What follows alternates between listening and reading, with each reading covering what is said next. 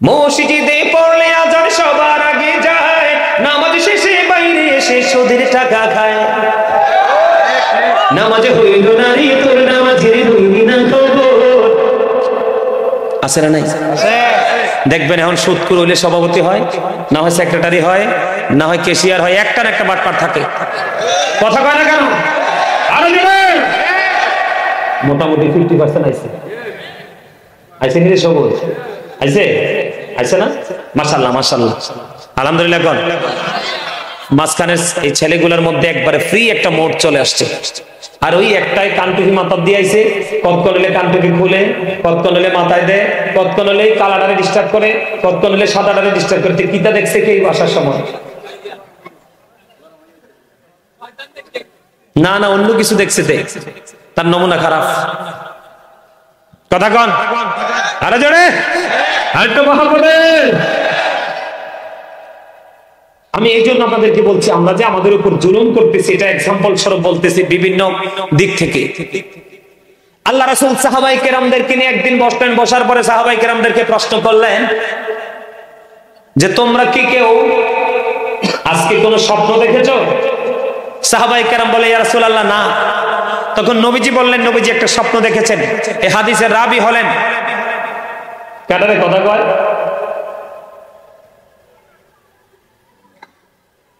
আমার দিকে তাকান। তো সাহাবীরা বলল কোন স্বপ্ন দেখে নাই। নবীজি বলছে নবীজি একটা স্বপ্ন দেখছে। স্বপ্নের একটা অংশ অনেক লম্বা হাদিস, এটা বুখারী শরীফের মধ্যে অনেক লম্বা। ছোট্ট একটা জায়গা আমি আপনাদের সামনে তুলে ধরি। নবীজি যখন দুইজন ফেরেশতা আসলো, নবীজিকে বললেন ইয়া রাসূলুল্লাহ চলেন আপনাকে নিয়ে ভ্রমণ করব। খেয়াল করবেন বিষয়টা। নবীজি সাহাবায়ে কেরামদেরকে বয়ান দিতেছেন, নবীজি যে দৃশ্যগুলো দেখেছেন। তো নবীজি চলতে শুরু করলেন। চলতে চলতে তিনি গেলেন একটা রক্তের নদী। কিসের নদী? একটা রক্তের নদী। রক্তের নদীর মধ্যে একজন মানুষ সাঁতার কেটে কেটে পাড়ে আসতে চায়। হাজার চেষ্টা করার পরেও সে কোলে আসতে পারে না রে বন্ধু। বারবার সে কোলে আসতে চায়, বারবার সে কোলে আসতে চায়, কিন্তু কোনোভাবেই সে কোলে আসতে পারে না। কেন রে? ও বন্ধু, পাড়ের মধ্যে একজন পাথর হাতে নিয়ে দাঁড়িয়েছে। এই দিক দিয়ে কোলে উঠতে চাইলে তাকে এদিক দিয়ে পাথর মারা হয়, ওই দিক দিয়ে যদি কোলে উঠতে চায় তাকে পাথর মারা হয়। কেন গো, কেন গো? আমার আপনার প্রাণের নবী দৃশ্যটা দেখলেন। দেখার পরে অনেকগুলো দৃশ্য, তিনি সবগুলো দৃশ্য দেখা শেষ হয়ে গেল। সব দৃশ্য দেখা শেষ হয়ে যাওয়ার পরে যখন নবীজি রিটার্ন করবে, তখন আপনার আমার প্রাণের নবী প্রশ্ন করলেন, আমার রাসূল প্রশ্ন করলেন। কেমন প্রশ্ন করেছেন? আমি চলে যাই। এই যে সবগুলো প্রশ্নের উত্তর নিলেন, এর মধ্যে একটা প্রশ্ন হলো এই যে রক্তের নদীর মধ্যে একটা লোক সাঁতার কেটে কেটে কোলে আসতে চায়, কিন্তু সে কোলে আসতে পারে না। কেন রে সে কোলে আসতে পারে না? এবং কেনই বা তার এই সাজাটারে রক্তের নদীতে কেন সাঁতার কাটে? এবার আমার রাসূলকে ফেরেশতারা জানিয়ে দিলেন, ইয়া রাসূলুল্লাহ, ইয়া হাবিবাল্লাহ, নবী গো, ও প্রাণের নবী, এই দুই লোকটা হলো দুনিয়ার শত্রু। এখন আপনি প্রশ্ন করতে পারেন বলে তার সাজাটা রক্তের নদীতে কেন? তার কারণ হলো, ও বন্ধু, আপনি যদি টাকাটা হালাল হয়, খাবারটাও হালাল। খাবার যদি হালাল হয়, আপনার বডির রক্তও হালাল। আপনার ইনকাম যদি হারাম হয়, বাজারও হারাম, রান্না হারাম, খাবারও হারাম, আপনার শরীরের বডি রক্ত হবে হারাম, গোশত হবে হারাম। তার মানে যিনি সুদ খায়, সুদের মাধ্যমে বন্ধু সমাজের অসহায় নিরীহ মানুষের রক্ত চষে নেয়। কথা বলেন না কেন? আরো জোরে, নেই কি নাই না? আমার বন্ধু, আমার রাসূল এইটা ইঙ্গিত করে দিয়েছেন বন্ধু। ওই লোকটা রক্তের নদীতে সাঁতার কাটতেছে, হাজার চেষ্টা করার পরেও তিনি কোলে আসতে পারে না। জোরে জোরে বলুন নাউজুবিল্লাহ।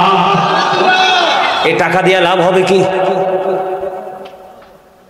ছেলে মেয়ে আপন স্বজন নেক্সট জেনারেশন খাবে, কিন্তু সাজা আপনাকে বহন করতে হবে, পানিশমেন্ট আপনাকে নিতে হবে। এবং কি কন্টিনিউয়াসলি আপনি নামাজ পড়বেন, দান করবেন, কোনো কিছু কবুল হবে না। আমার রাসূল বলেছেন, লা তুকবালু সালাতুন বিগাইরি তুহুর ওয়ালা সাদাকাতুম মিন গুলুল। পবিত্রতা ছাড়া ইবাদত কবুল হয় না, হালাল টাকা না হইলে দানও কবুল হয় না। তাইলে যিনি সুদের মাধ্যমে টাকা বাড়ায়, উনি কি নিজের উপর নিজে ইহসান করতেছে না জুলুম করতেছে? আরো জোরে বলেন না। এই জন্য আমি একটা গজল লিখছি, একটু গাইবনি। আমার লেখা, আমার সুর। আপনারা পছন্দ করেননি গজল? সবাই একটু গাইব, গজলের কথাগুলো খেয়াল করবেন আপনারা। জুলুম যারা করেলা বন্ধু হারাইলা দুকুল, জনম জনম কি দিও তোমার হবে না মাসুল। একবার ভেবে দেখো না তোমার কোথায় ঠিকানা, একবার ভেবে দেখো না তোমার কোথায় ঠিকানা। এখনো তো আছে সময়, এখনো তো আছে সময়, বুঝো তোমার ভুল। জনম জনম কি দিও তোমার হবে না মাসুল। বলেন জনম জনম কি দিও তোমার হবে না মাসুল। বৃষ্টি যখন আসে বন্ধু শীতল মরুভূমি, তওবা করো ক্ষমা পাবে বলে গেলাম আমি। তোমার জীবনে মোহনা কোথায় সে তো জানো না, তোমার জীবনে মোহনা কোথায় সে তো জানো না। ক্ষমা যদি না পাও বন্ধু পাবে না তো কোন, জনম জনম কি দিও তোমার হবে না মাসুল। ঠিক কিনা বলেন? বলেন। জুলুম নিজের উপর নিজে করে কন্টিনিউ মানুষ। আমার নবী যখন বন্ধু মেরাজে গেলেন, মেরাজে যাওয়ার পরে আপনার আমার প্রাণের নবী জাহান্নামের দিকে নজর দিয়ে চাইয়া দেখলেন এক একটা মানুষের পেট এক একটা ঘরের মতো বড় বড়। নবীজি প্রশ্ন করলেন, ভাই জিব্রাইল এরা কারা? এবার জিব্রাইল উত্তর দিলেন, এরা কারা? যখন প্রশ্ন করলেন, ইয়া রাসূলুল্লাহ এরা দুনিয়ার শত্রু। আমার রাসূল বলে দিয়েছেন, আমি নবী দেখতে পেয়েছি তাদের পেটের মধ্যে সাপ আর বিচ্ছু দেখা যায়। নাউজুবিল্লাহ। যে ব্যক্তি সুদের মাধ্যমে 1 টাকা উপার্জন করলো, সে যেন তার গর্ভধারিণী মায়ের সাথে 36 বার জিনা করলো। তাহলে এই যে টাকা উপার্জন, এটা কি নিজের উপরে জুলুম কিনা? আশা করি বাকি সবগুলো আপনারা বুঝে নিয়েছেন। আচরণ বলেন, চুরি বলেন, ডাকাতি বলেন, মা বাবার সাথে খারাপ ব্যবহার বলেন, মানে এমনি করে করে প্রত্যেকটা সেক্টর আপনি নজর দিয়ে চাইয়া দেখেন, আমরা প্রত্যেকটা জায়গায় নিজের সাথে নিজে জুলুম করতেছি। কেন? ওই যে শিক্ষা নাই, হক্কানি আলেমদের সাথে বন্ধুত্ব নাই, তাদের কথা শোনার মানসিকতা নাই, এই জন্য কিন্তু আমাদের এই অবনতি। কথা বলেন, এই জন্য আমাদের কি, আমাদের এই অবনতির কারণ কি? যেটা আমি বলতে চাইছিলাম সর্বপ্রথম আপনাদেরকে, প্রেম নিয়ে, কি নিয়ে? প্রেম নিয়ে কথা বলতে চাইছিলাম না, আপনারা কথা বলেন না, মহব্বত নাই। সেটার কারণ এই মহব্বতটা না থাকার কারণে মানুষের কেমন লস হয়। আমি তো প্রথম দুরূদ পড়ছিলাম, আপনারা পড়েন নাই, চুপ করে বসেছিলেন, 2-1 জন পড়ছেন। যেই ব্যক্তি জুম্মার দিনে রাসূলকে ভালোবেসে মাত্র 80 বার দুরূদ পড়বে, তার 80 বছরের সগীরা গুনাহ আমার আল্লাহ মাফ করে দেন। তো দুরূদ না পড়ে লস করছেন না? দাইলামি শরীফের মধ্যে এসেছে হাদিস খানা, হাদিসের রাবি হলেন হযরতে আনাস রাদিয়াল্লাহু তাআলা আনহু। আপনার আমার প্রাণের রাসূল বলেছেন, কেউ যদি রাসূলকে ভালোবেসে প্রতিদিন 1000 বার দুরূদ পড়তে পারে, সে জান্নাত না দেখা পর্যন্ত তার মরণ হবে না। তাহলে আপনি কি লস করেন নাই? দুনিয়াতে দুনিয়াতে যে যত বেশি দুরূদ পড়বে রাসূলের প্রেমে, সে কাল হাসরের দিন নবীজির তত কাছে থাকবে। তাহলে দুরূদ পড়ে না পড়ে আপনি লস করেন নাই? আর যারা বলেন লসে পড়ছেন কিনা? ফুলচেরাতের ফলটা 30,000 বছরের রাস্তা হবে। আপনি যদি ফরজ ওয়াজিব আমলের ফাঁকে ফাঁকে কন্টিনিউ নবীর প্রেমের দুরূদ পড়তে পারেন, জিবরাইল কথা দিয়েছে আপনাকে 30,000 বছরের রাস্তা ফুলচেরাতের ফল পার করে দিবে। তো দুরূদ না পড়ে কি লসে পড়ছেন না? আরো জোরে। এবার আসেন জিকিরটা, একটুখানি বলি আপনাদেরকে, না বললে আপনারা বুঝবেন না। জিকিরটা আল্লাহ রাসূল বলেছেন, বুখারী শরীফের হাদিস, হাদিসের রাবি হলেন হযরতে আবু হুরায়রা রাদিয়াল্লাহু তাআলা আনহু। রাসূল বলে দিয়েছেন, বান্দা আল্লাহকে যেমন মনে করে ঠিক আল্লাহ বান্দার কাছে ঠিক তেমন। ওয়াজে তো বুঝে না। আপনি আল্লাহকে যেমন মনে করবেন ঠিক আল্লাহ আপনার কাছে তেমন। যেমন এক্সাম্পল কি, হুজুর আপনি আজকে মাহফিলে আসছেন, আপনি মনে মনে অনেক আশা নিয়ে আসছেন, আজকে প্রাণ ভরে আলোচনা শুনবো, শেষ পর্যন্ত থাকবো, আমি বিশ্বাস করি আল্লাহ আমার গুনাহগুলি মাফ করে দিবে। আপনার এই বিশ্বাসের কারণে সত্যি আল্লাহ আপনার গুনাহগুলি মাফ করে দিবে। মানে আপনার মানসিকতা যেমন, আল্লাহ আপনার কাছে ঠিক তেমন সহজে বুঝতে পারছেন? আমার রাসূল বলেছে তুমি যদি একা একা জিকির করো আল্লাহ, আল্লাহ একা একা জিকির করে তোমার। আমার রাসূল বলেছে কেউ যদি জিকির করতে করতে আল্লাহর দিকে এক বিঘা পরিমাণে এগিয়ে যায়, আল্লাহ রাব্বুল আলামিন ওই বান্দার দিকে এক গজ পরিমাণ এগিয়ে আসে। আমার রাসূল বলে দিয়েছেন কেউ যদি জিকির করতে করতে আল্লাহর দিকে এক হাত পরিমাণ যায়, আমার রাসূল বলেছেন আল্লাহ ওই বান্দার দিকে 2 হাত পরিমাণ এগিয়ে আসে।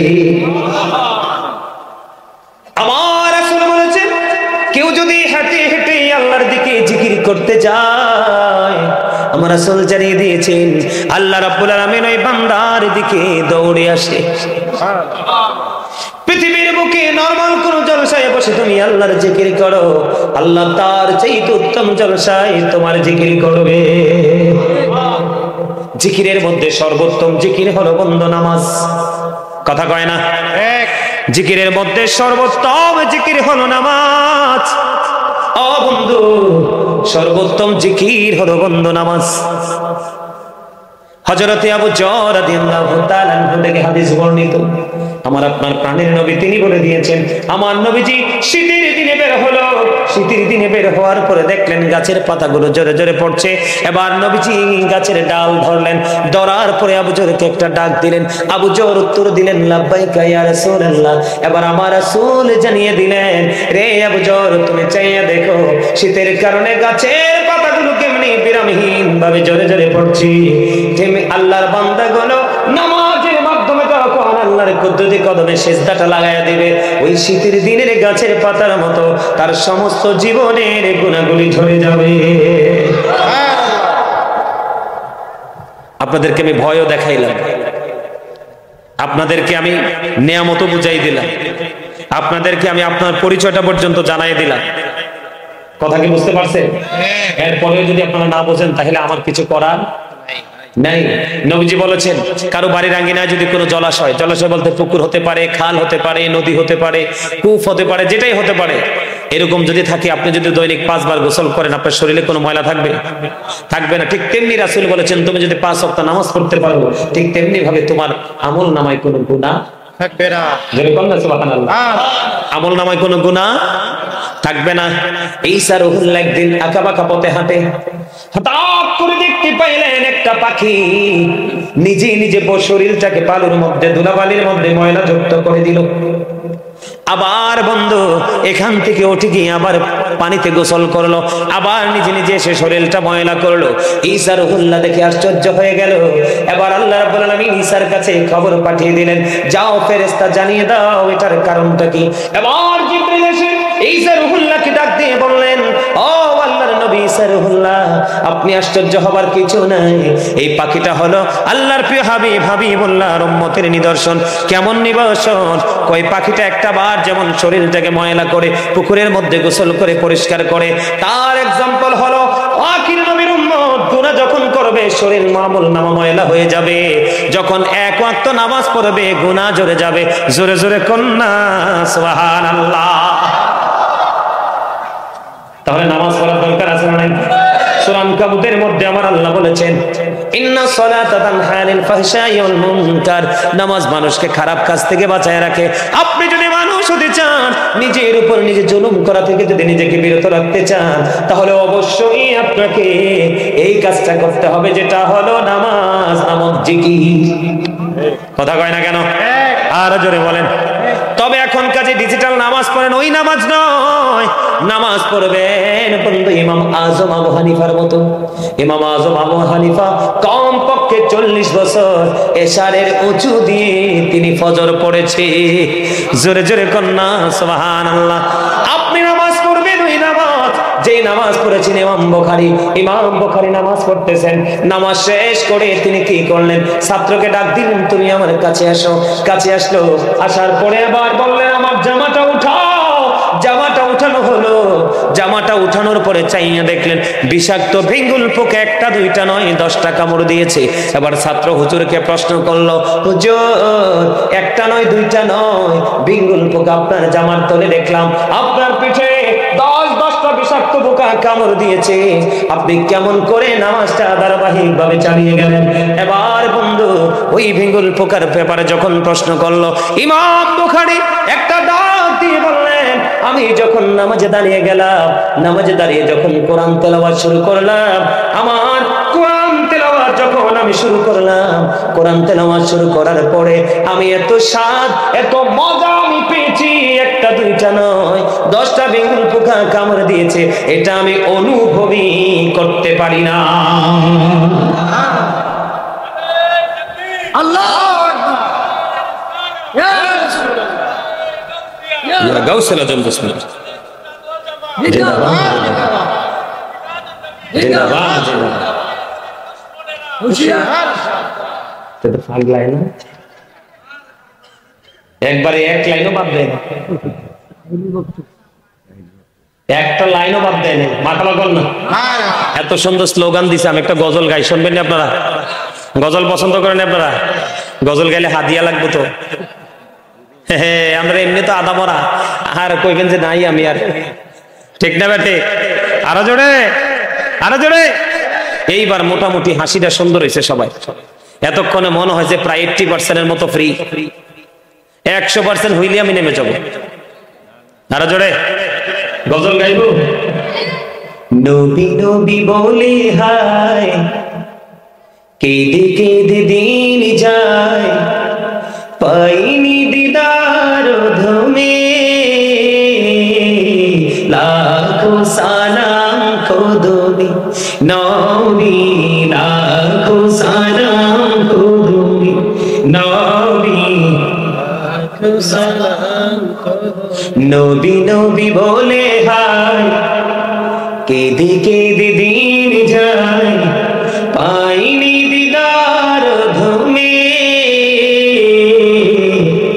লাখো সালাম কদমি নবী। সোনার মদিনায় লুকিয়ে আছো গো, দেখতে না পাই নয়নে, ও গো দেখতে না পাই নয়নে, দয়ারি নজরে যাও, গোলামের দেখা দাও, দয়ারি নজরে যাও, গোলামের দেখা দাও, ধন্য করো জনমে, লাখো সালাম করুনি নবী, সালাম কদমে। পারে না, পারে না, ও পারে না, তো আওয়াজ না দিলে ফাইদা লাগবে। আপনি যদি কোন আরে বাপরে বাবা আমি গোল্ড স্টুডেন্ট, কিন্তু খাতা চাইয়ে দেখলাম গোল্লা, আপনি এই স্টুডেন্টের লাভ আছে? আপনি যাই পারেন আর না পারেন, লেখা ঠিকঠাক দিতে হইবে, তাইলে না রেজাল্ট। কথা কয় না কেন? আমাদের এরিয়ার মানুষ যে এত দুর্বল আমি জানতাম না। রাইত হয়ে গেছে, মরার পরে বুঝবো রাইত কত প্রকার কি কি। এখন হিসাব করে, কথা কয় না কেন? রাত বেশি হয়ে গেছে কই? হ্যাঁ,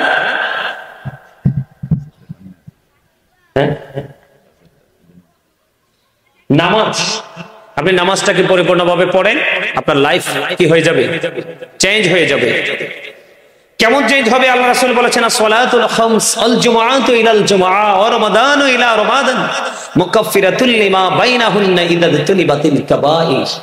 এই রাসূল বলেছেন 5 ওয়াক্ত নামাজ, ওয়াল জুমআতু ইলাল জুমআ, এক জুমা থেকে আরেক জুমা, ওয়া রমাদানু ইলা রমাদান, এক রমজান থেকে আরেক রমজান। গ্যাপ আছে না লম্বা লম্বা?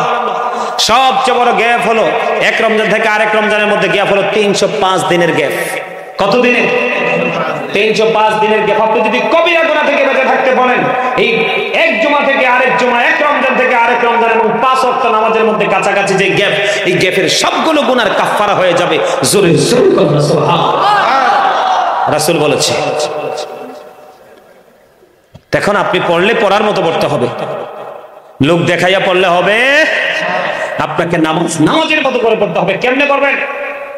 আপনি যখন নামাজে দাঁড়াবেন মনে করবেন যেন খানায় কাবা আপনার সামনে। যখন আপনি নামাজে দাঁড়াবেন আপনি মনে করবেন আল্লাহকে আপনি দেখেন না, কিন্তু আল্লাহ আপনার নামাজ ঠিকই দেখে। এই চিন্তা আমাদের মধ্যে রাখতে হবে। আপনাকে মনে করতে হবে আপনার ডান দিকে জান্নাত, বাম দিকে বন্ধু জাহান্নাম। আপনাকে মনে করতে হবে আপনি ফুলচেরাতের পোলের উপর দাঁড়িয়ে নামাজ পড়েন, একটু নড়াচড়া করলেই পড়ে যাব আর নিচেই তো জাহান্নাম। তার মানে হলো একটু অমনোযোগী হলেই নামাজ শেষ। আপনি মনে করবেন এই নামাজ আমার জীবনের শেষ নামাজ, আমার নামাজ শেষ হইতে দেরি, আজরাইল আমার প্রাণ পাখিটা বের করতে দেরি করবে না, আমার পিছনেই যেন আজরাইল। এমন নামাজ যদি পড়তে পারেন তাহলে হাজার চেষ্টা করলেও গোটা পৃথিবী যদি আপনাকে দেওয়া হয় তারপরে আপনি কোনো অন্যায় লিপ্ত হবেন না। ওই নামাজ কি আমাদের আসেনি এখন? আরো জোরে বলেন আসেনি? বন্ধু কেমন করে বুঝাই রে, শিফট আকারে প্রতিদিন জমিনে ফেরেশতা আসে, এক একটা শিফট যখন শেষ হয় ফেরেশতারা আল্লাহর সাথে যায়, আমার আল্লাহ ডেকে বলে ফেরেশতারা বলে দাও আমার বান্দাগুলোকে কেমন অবস্থায় রেখে এসেছো। ফেরেশতারা সাক্ষী দিবি আল্লাহ গো তোমার বান্দাগুলোকে যেও দেখেছে নামাজরত অবস্থায়, এখনো তাদেরকে নামাজরত অবস্থায় রাইখা আসছি। জোরে জোরে বলুন সুবহানাল্লাহ, আরো জোরে বলেন সুবহানাল্লাহ। তাহলে মজার নামাজ পড়া লাগবে কিনা? আরো জোরে বলেন। বেশি বেশি করে 5 ওয়াক্ত নামাজের ফাঁকে ফাঁকে জুম্মার নামাজ অত্যন্ত যত্ন সহকারে পড়বেন। কোন নামাজ? জুমার নামাজে টকটকে লাল কখনোই কোনো গেঞ্জি শার্ট বা পাঞ্জাবি পরবেন না। আমার রাসূল বলেছে টকটকে লাল পাঞ্জাবি পরা, জামা পরা, শার্ট পরা একটা ইমানদার পুরুষের জন্য মাকরুহে তাহরিমি, এটা হারামের অন্তর্ভুক্ত। আপনি যদি জুমার দিনে সবার আগে মসজিদে যাইতে পারেন আর সবার পরে যদি সব কাজ সম্পূর্ণ করে মসজিদ থেকে বের হতে পারেন, আপনার আমার প্রাণের নবী জানিয়ে দিয়েছে মসজিদ থেকে বের হওয়ার পরে বাড়ির দিকে যখন আপনি রওনা দিবেন, আপনার মসজিদ থেকে বাড়ি যাইতে যতগুলো কদম লাগবে প্রত্যেকটা কদমের বিনিময়ে 1 বছরের নফল ইবাদতের সওয়াব দেওয়া হবে। শর্তটা কি? অন্য দিনের চাইতে উত্তম রূপে গোসল করতে হবে, সবচেয়ে সুন্দর জামা পরবেন, আতর লাগাবেন, গাড়ি থাকলেও গাড়ি দিয়ে মসজিদে যাবেন না, হেঁটে হেঁটে মসজিদের দিকে যাবেন। যে বন্ধু আদবের সাথে নামাজটা পড়বেন, পড়ার পরে আপনি একটা কদম দিবেন 1 বছরের ইবাদতের সওয়াব, 2টা কদম দিবেন 2 বছরের সওয়াব, এমনি করে করে যতগুলো কদম দিবেন প্রত্যেকটা কদমের বিনিময়ে 1 বছরের নফল ইবাদতের সওয়াব। সবচেয়ে বড় মজার খবর, সবার আগে কি যদি আপনি সামনের কাতারে বসতে পারেন তাহলে বন্ধু আপনার আমল নামায় একটা ওট সদকার সওয়াব দেওয়া হবে। 5 ওয়াক্ত নামাজের পাকে পাকে জুম্মার দিনটাকে আপনি কাজে লাগানো দরকার আছে না নাই?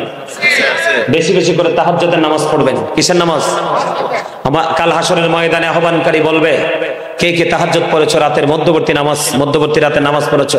মুষ্টিময় কিছু লোক দাঁড়াবে, তখন তাদেরকে সরাসরি বিনা হিসাবে জান্নাতে যাওয়ার অর্ডার দেওয়া হবে। আর যারা দাঁড়াইতে পারেনি তারা হিসাবের জন্য প্রস্তুতি নেবে। মাগরিবের নামাজের পর একটা নামাজ আছে সালাতুল আওয়াবিন নামাজ, মাত্র 6 রাকাত। আপনি যদি মাগরিব নামাজ শেষ করে কোনো প্রয়োজন ছাড়া কোনো কথা বলবেন না, কি করবেন না? কথা বলবেন না, এলোমেলো কোনো কথা বলবেন না, জাস্ট নামাজ শেষ হয়েছে আপনি নামাজ আওয়াবিন পড়ার জন্য দাঁড়িয়ে যাবেন। একদিন যদি আদবের সাথে 6 রাকাত আওয়াবিন নামাজ পড়তে পারেন, রাসূল বলেছে হাদিস শরীফের মধ্যে এসেছে আপনার আমল নামায় 12 বছরের নফল ইবাদতের সওয়াব দেওয়া।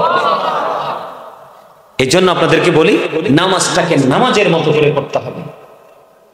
এই দোকানে যেই পোশাকে, বাজারে যেই পোশাকে, এই পোশাকে যদি আপনি মসজিদেও চলে যান তাহলে দোকান আর বাজারের মধ্যে মসজিদের মধ্যে কোনো পার্থক্য রইল না, আপনি কম্পেয়ার করতে পারলেন না। কথা কি বুঝতে পারছেন? সম্মানিত উপস্থিতি, আর আলোচনা করবো না, অনেক রাত হয়ে গেছে, শেষ করে দিতে হবে। আপনারা এই মাহফিলটা হোক, এটাকে আপনারা সবাই চান? এই মাহফিলের পক্ষে মনে হয় আপনারা বেশি খুশি না? এই মাহফিলের পক্ষে আছেন আপনারা সবাই? সবাই? হ্যাঁ, এই মাহফিলের পক্ষে আছেন সবাই? আমি মাহফিল শেষ করে দিব। এই মাহফিল পক্ষে যদি থাকেন আপনারা সবাই টাকা দিয়ে, পয়সা দিয়ে, অর্থ দিয়ে, বুদ্ধি দিয়ে, শ্রম দিয়ে আপনারা এই মাহফিলের জন্য একটু সাহায্য করবেন? ওই ফোঙ্গরটাই কইছে জি।